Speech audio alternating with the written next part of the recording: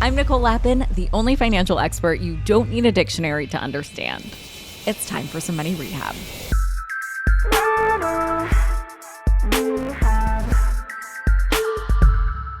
When people ask me about my podcast, they say something along the lines of, "So, what's your show about? Money?"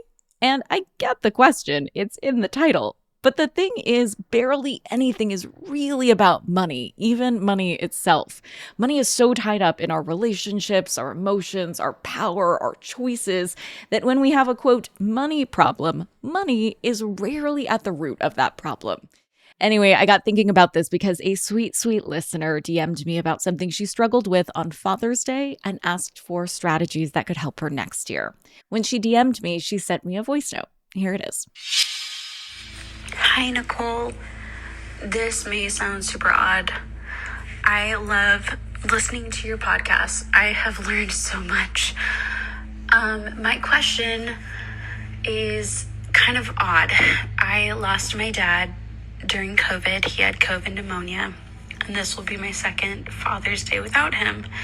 And last year and this year, around this time, I just get really sad and depressed and tend to spend money because it's that moment that just makes me feel good for a moment. And I know that's not healthy, that's not good.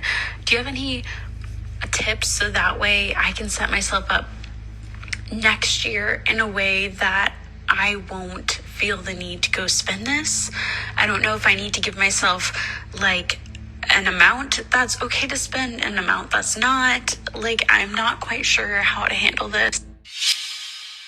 To this listener, I just want to say thank you. Thank you for sharing your feelings and your story with me. It is really an honor to be in your circle of trust, and I do not take that for granted. And I am so sorry to hear about your dad. I know I mentioned this back in my DM, but I lost my dad too. And so when you talked about how Father's Day makes you feel, it gave me a pang of familiar sadness in my heart. Father's Day has been a struggle for me too. The emotions are complicated, and I know I don't need to say this or explain it to you because you get it. So believe me when I say, I totally understand the urge to put a Band-Aid on your pain. I just don't want you to beat yourself up over making choices that brought you some comfort at the time. You did the best you could, and you needed to take care of yourself. Instead, I want you to feel proud about reaching out for help. Recognizing that this behavior isn't serving you is not easy, and so you're already further along than you know. Before I give you my advice, though, I want to wholeheartedly endorse finding someone you can talk to about how you're feeling. Therapy is something I will plug all day, every day, and twice on Sundays. I know the advice, go see a therapist, is not a new concept, and maybe it feels like lazy advice on my part. But what I'm hearing is that you're having a hard time. And in shopping, you found a quick fix that makes you feel better for a fleeting moment. But I'd guess that there's a crash after that high, right? Once the newness of whatever you bought fades, there's disappointment that the relief didn't last longer, right? That's one of the main reasons why shopping isn't a good coping mechanism, along with the fact that it can actually hurt you and add more negative emotion if you're overspending. And so let me speak from personal experience. I lost my dad, and therapy has really helped me cope in a healthy way and face that grief instead of burying it in shopping bags. And by the way, you don't need to spend a lot of money to find a good space to talk. There are plenty of awesome support groups that are free and valuable. All right, that's all I'll say about that. Let's move on to the money stuff. So I loved that your mind immediately went to making yourself a budget because that's exactly where I would start.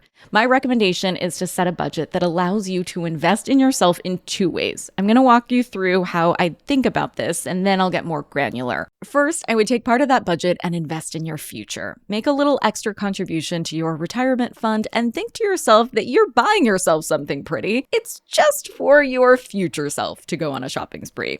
And remember, thanks to the beautiful power of compound interest, a $500 contribution can turn into $5,000 after 30 years. So that's a great present for your retired old lady self. And here's the second reason why you should invest in yourself. Buy yourself something for no other reason than because you want it and it makes you feel good. Seriously. And of course, you shouldn't allocate more money than makes sense within your overall spending plan. And I'll get to that calculus in just a second. But I am all about giving yourself a little extra TLC on Father's Day. And if that means buying yourself something for the sake of buying it, do that. But make sure you're intentional about that purchase. There's a big difference between mindful spending and mindless spending. Now, to be clear, this does not mean you need to meditate in the parking lot of your favorite store, but rather you need to be fully present when you swipe that card and acknowledge that that one thing you treated yourself to was your gift to yourself on Father's Day. This is an area of psych research that's getting a lot of attention and has been shown to be effective with lots of different compulsive behaviors, like eating, for example. Mindful eating, or just being more attentive to the actual experience of eating instead of zoning out while you're snacking, has been shown to help people that struggle with binging behaviors. So if you're being mindful when you make this purchase, it has my stamp of approval. And let me just give you a little sneak peek into the future because I've been there. If you talk to people about how to self-soothe on Father's Day after losing your father, a lot of people are going to tell you to volunteer or make a donation in his memory. If that resonates with you, do that. It's awesome and admirable. It's my flavor of coping for sure. But please hear me when I say, if it doesn't sound like a good outlet for you, do not feel like you have to do it. Do not feel like you need to take care of other people yet, or turn your grief into something bigger than yourself. Start with you. Put your oxygen mask on first. So let's get granular about how you should do this. I have a simple rule for spending, and I call it the 3 E's. I love alliteration. The rule is basically 70% of your paycheck should go to essentials, 15% should go to the end game or your future goals, your future self, and 15% should go to the extras. And that's all the fun stuff like eating out with friends or treating yourself. So what I would do if I were you is for the month of June, when Father's Day falls, I would reallocate an additional 10% total between the end game and the extras. For simplicity's sake, I'm going to say an additional 5% to the end game and an additional 5% to the extras. Although if you want to give yourself an additional 6 or 7% on the extras, I'm not going to be mad about it. That means for the month of June, you'd budget 60% to pay your essentials, 20% on your end game, and 20% on the extras. Let's make this a little more real and look at a tangible example. Say you're bringing home $3,000 a month. That would mean in June, you would give yourself an extra $150 for your future self to put toward retirement or another goal, and an extra $150 to your present self to put toward whatever the hell you want. That $150 will grow into a very nice present for your end game, but for $150, you can also buy yourself a pretty nice something extra. Okay, now let's take a step back because there's another important piece to this plan.